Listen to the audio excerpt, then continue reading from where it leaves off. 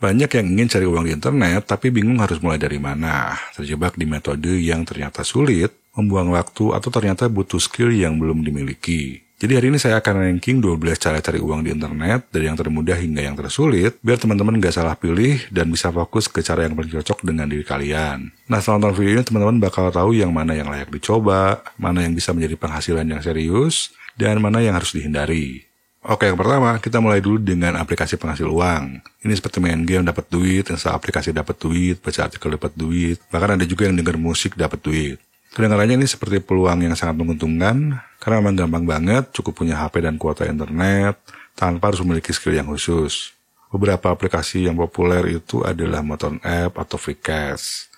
Nah, untuk rankingnya saya kasih D, karena ini mudah banget, jadi ranking D ini yang paling mudah ya. Tapi menurut saya ini nggak worth it waktu kalian. Jadi walaupun ini gampang dan nggak perlu skill khusus, tinggal main game atau baca artikel, dengerin musik, tapi uang yang dihasilkan pun juga sebetulnya sangat-sangat kecil. Bahkan nggak sepadan dengan waktu yang kalian habiskan. Jadi ya ini kenapa saya bilang nggak worth it itu karena menurut saya hanya buang-buang waktu. Mendingan waktunya kita pakai untuk belajar skill yang benar-benar bisa ngasilin duit.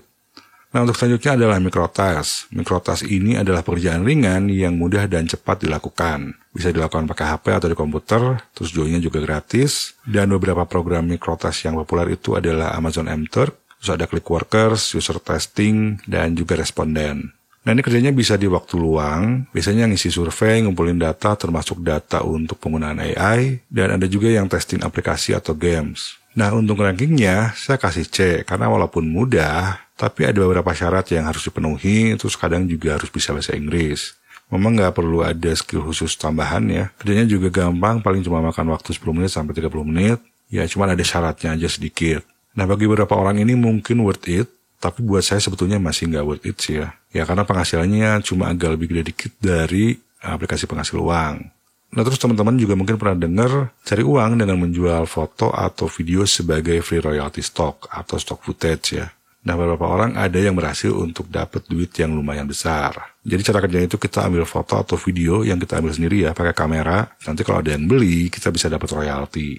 Nah, cuma enaknya fotonya itu bisa dijual berkali-kali. Jadi setiap ada yang beli kita dapat royalty. Royaltinya paling sekian persen ya, itu beda-beda untuk tiap situs. Nah, bisa agak besar itu kalau misalkan foto kita atau video kita itu ada yang beli lisensinya secara eksklusif. Jadi dapat duitnya gede, tapi setelah itu nggak bisa dijual lagi ke orang lain.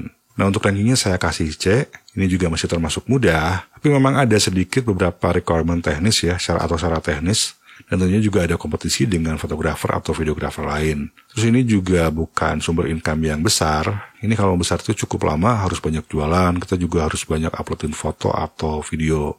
Nah, tapi buat orang yang suka videografi atau fotografi, ini bisa worth it juga ya. Ya, kita bisa ambil foto beberapa yang memang untuk diupload ke situs-situs stock foto atau stock footage. Beberapa yang terkenal itu adalah Dreamstime, Adobe Stock, juga ada stock foto, dan ini masih banyak lagi yang lainnya. Kalian bisa cari di Google ya. Nah, sekarang kita beralih ke affiliate marketing yang lagi hot di Indonesia. Ini padahal udah ada sejak lama ya. Yang lagi ramai sekarang itu adalah TikTok affiliate. Terus juga sekarang YouTube pun juga ada YouTube Shopping ya. Kita bisa pasang produk atau pasang tag produk itu di video kita. Nah, buat teman-teman yang baru belajar affiliate marketing, affiliate itu nggak cuma di TikTok atau YouTube. Nah, contohnya kalau kalian masuk ke platform Link, Trebelio, ini kalian bisa jadi affiliate tanpa harus punya follower. Kalau luar negeri ada Clickbank, ini tinggal daftar aja gratis. Terus kalau untuk produk fisik itu ada Tokopedia, dan juga ada Shopee juga, dimana daftarnya itu juga nggak susah ya, ini gratis. Walaupun mudah untuk dimulai, tapi bisa terjadi beberapa kendala untuk pemula. Untuk dapat komisi besar itu produknya harus bisa terjual banyak. Dan ini berarti seorang affiliate marketer itu harus bisa datengin banyak traffic ke halaman produk yang ditawarkan. Ya tentunya harus ngerti marketing. Nah, selain datengin traffic secara organik, misalnya lewat audiens di medsos, atau lewat SEO, lewat search engine ya, itu juga bisa pasang iklan. Cuma harus ngerti juga cara pemasangan iklannya gimana, strateginya gimana, supaya nggak boncos. Dan selain itu juga pastinya kalau pasang iklan ya butuh modal. Nah, untuk rankingnya saya akan kasih B. Ini potensi penghasilannya besar, bahkan bisa belasan sampai puluhan juta per bulan. Tapi untuk mencapai titik itu tuh nggak sebentar, karena banyak ilmunya juga yang harus dipelajari. Nah, selain affiliate marketing ada dropshipping, ini juga mudah untuk dimulai. Kita bisa buka web e-commerce atau toko online, entah itu bikin situs sendiri ya, dimana sekarang udah mudah juga karena banyak toolsnya. bisa juga pakai WordPress, atau kalau mau lebih gampang ya tinggal buka aja di Shopee atau Tokopedia. Nah, untuk produk-produknya itu disediakan dan dikirim oleh pihak ketiga. Jadi sebetulnya kita cuma promosiin aja. Cuma agak sedikit lebih susah kalau dibanding affiliate marketing karena kita juga harus menyediakan customer support. Nah, salah satu penghubung yang populer di Indonesia untuk cari produk dropshipping ini salah satunya adalah Evermost. Tapi pedagang di Shopee atau di Tokopedia pun juga sebetulnya mereka biasanya mau terima dropshipping. Jadi nanti kalau ada pembeli, kita terusin ke mereka. Nah, terus juga yang namanya print on demand, di mana saya pernah bikin videonya, itu juga bisa dianggap sebagai dropshipping. Cuma kalau print on demand itu kita harus sediain desainnya sendiri. Ya bisa bikin sendiri atau sewa desainer. Dan saya juga mau minta maaf buat teman-teman yang nunggu update soal print on demand. Jadi saya belum bisa update dalam waktu dekat ini ya. Karena memang ada beberapa rencana lain di perusahaan saya yang memang saya nggak bisa tunda ya. Jadi itu terpaksa yang print on demand itu ditunda. Nah oke, kita kembali lagi ke dropshipping ini. Untuk rankingnya saya kasih B. Untuk laku itu juga kita butuh pengetahuan marketing, copywriting, segala macam ya. Jadi yang nggak gampang-gampang banget gitu. Walaupun kalau untuk mulai modalnya nggak terlalu besar.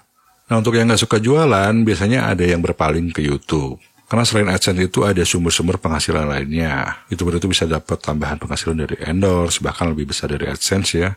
Terus juga dari affiliate marketing, karena udah built-in juga, YouTube itu udah bekerjasama dengan Shopee, supaya kita bisa tag produk sebagai affiliate. Nah, tapi selain itu juga banyak peluang-peluang lain yang bisa terbuka lewat YouTube. Tapi ya memang untuk bisa berkembang di YouTube itu juga bukan perkara gampang.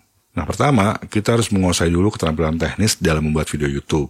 Ini nggak harus benar-benar profesional, tapi ya minimal dasarnya bisa ngerti seperti lighting, kamera, rekaman audio, terus juga editing. Jadi kalau awal udah kita mikirin AdSense itu agak susah ya, karena kita tuh harus belajar dulu, kita harus luangkan waktu dulu untuk benar-benar mempelajari teknisnya, gimana sih bikin video itu. Terus selain itu juga untuk berkembang di YouTube, kalau misalkan teknis video udah kekuasai, ada baiknya juga untuk ngerti sedikit tentang video marketing, terus juga copywriting membantu juga dalam menulis skrip dan membuat judul yang menarik. Selain itu juga storytelling itu sangat berpengaruh di YouTube.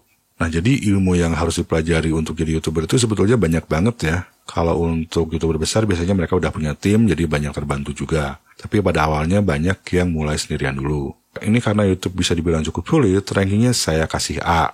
Nah buat teman-teman yang ingin belajar jadi YouTuber, di channel ini pun juga ada beberapa bahasan tentang cara berkembang di YouTube.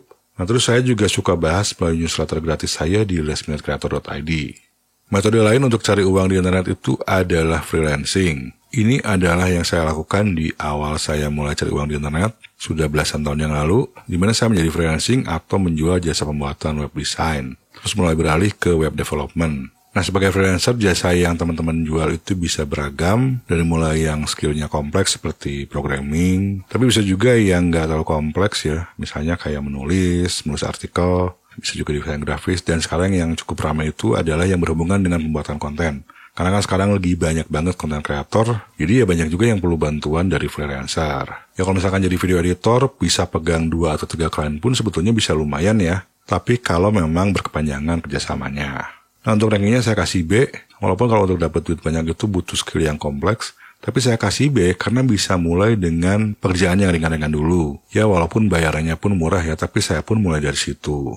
Cara cari uang selanjutnya adalah menjual produk digital sederhana. Dan ini sebetulnya bisa menjadi peluang yang menguntungkan. Produk digital sederhana ini seperti e-book, template, atau mungkin printables ya, kayak gambar anak, bahkan preset seperti LUTs atau preset untuk video editing juga bisa dijual. Ya jalur promosinya bisa lewat medsos seperti Thread, Twitter, nggak harus selalu bikin video juga ya. Ya bisa juga di Instagram atau di LinkedIn, ini tergantung marketnya juga. Nah yang jual produk digital sederhana itu ada yang sambil ngonten, sambil ngebangun audiens di lewat medsos. Terus ada juga yang pakai pasang iklan, dan bahkan beberapanya ada yang melakukan keduanya. Untuk hosting produknya, penanganan pembayaran, terus juga sekalian sales page-nya atau halaman produknya itu, sekarang udah gampang bikinnya karena bisa pakai platform seperti Link, terus ada juga Tribelio, selain itu juga ada Mayar.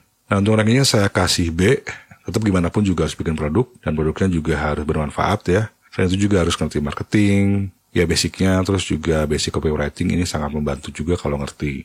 Nah tapi kalau dibanding YouTube, ini bisa lebih mudah sih, ini menurut saya ya, opini saya. Tapi zaman sekarang itu memang lebih banyak orang yang ingin jadi influencer. Ini kalau udah jadi influencer besar, misalnya mega influencer, dengan 1 juta follower ke atas, atau setidaknya makro influencer 100.000 ke atas, itu penghasilannya bisa lumayan besar. Ya kalau yang udah jutaan sih biasanya besar ya, asalkan ngerti cara ngejalanin bisnisnya. Nah untuk bisa sukses jadi influencer ini saya kasih ranking A, karena memang butuh perjalanan panjang dan konsistensi. Jadi bukan cuma viral sekali 2 kali. Tapi pertama harus menguasai dulu skill-skill yang diperlukannya, terus juga kemampuan dalam membangun personal branding, dan tentunya membangun audiens. Dan itu butuh waktu yang nggak sebentar. Kalau udah dapat endorse juga kita harus berhubungan dengan brand, itu ada kontrak juga biasanya, di mana nggak semua orang terbiasa dengan hal itu, ya harus dipelajari dulu. Nah ini saya pisahin antara YouTube dan influencer, walaupun di YouTube itu kita bisa jadi influencer, tapi di YouTube juga bisa membangun channel tanpa wajah, itu tanpa melakukan personal branding. Jadi yang saya maksud di sini influencer adalah spesifik membangun personal branding. Ya tentunya bisa lewat medsos apapun. Nah terus kita juga bisa cari duit dengan membuka kelas online atau coaching yang memang profesional. Nah maksud saya di sini bukan kelas asal-asalan, bukan juga produk digital sederhana, tapi memang benar-benar kelas yang valuable dan deliver alias menepati janji. Ya harganya juga tentunya lebih mahal dari produk digital sederhana. Nah kalau misalkan pingin langgeng, ya modul-modul pembelajarannya itu kita harus buat yang bagus juga ya, dimana ya berarti ini kita perlu skill, perlu pengalaman juga. Nah untuk rankingnya saya kasih A, karena memang kalau untuk benar-benar sukses itu kita harus membangun dulu audiens lewat sosial media, atau mungkin lewat search engine, lewat blog, terus juga kita bawa mereka ke yang namanya marketing funnel ya. Jadi dari sosial media itu kita bawa ke situs kita untuk daftar newsletter atau daftar grup. Terus juga kelas online itu biasanya identik dengan webinar, walaupun nggak harus ya. Nah, terus nanti kita tawarin kelasnya gitu kan, biasanya seperti itu ya. Nah terus customer yang udah beli kelas, biasanya ditawarin lagi coaching one-on-one misalnya atau bootcamp. Jadi penghasilannya juga jauh lebih besar. Oke, sekarang kita masuk ke trading. Ini baik trading kripto, forex, atau lainnya. Nah, trading itu bisa sangat menguntungkan, bisa dapat penghasilan besar, tapi risikonya juga sangat-sangat tinggi. Ya, jadi tentu bisa kehilangan banyak uang juga, apalagi kalau nggak bisa mengontrol nafsu. Jadi di trading itu penting juga ya bisa ngontrol emosi ya. Dan yang pasti juga harus punya pemikiran analitis, terus butuh pemahaman mendalam juga soal tradingnya dan strategi yang matang. Nah untuk rankingnya, karena memang ini sangat berisiko, saya akan kasih S.